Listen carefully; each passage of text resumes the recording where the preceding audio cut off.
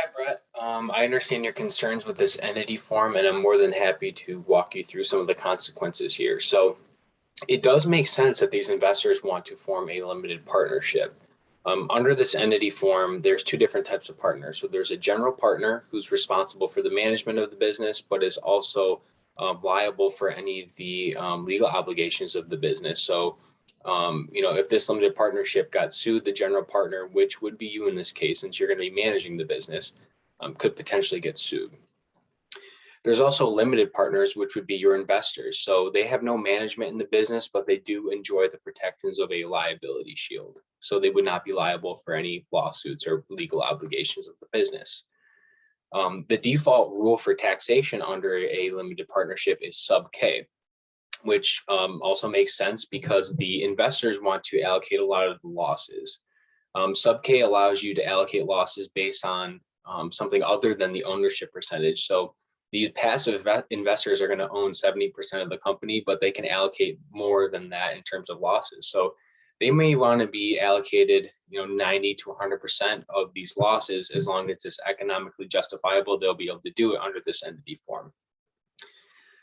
This does create some unfavorable results for you. So number one, you're not going to have that liability shield like they will. So if the limited partnership gets sued, you could potentially be held personally liable for that.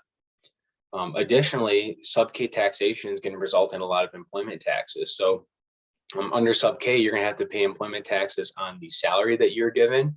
And then once you start sharing in the profits of the business, you're going to have to pay employment tax on that.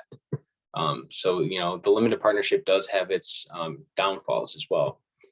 The most ideal result for you would be to form an LLC and elect for sub S taxation. This is going to allow you to have a liability shield, and then sub S will eliminate the employment tax on the dividends that you get from the business in the future. However, I doubt the investors are going to go for that because they won't be able to allocate more than 70% of their losses, like I was discussing earlier.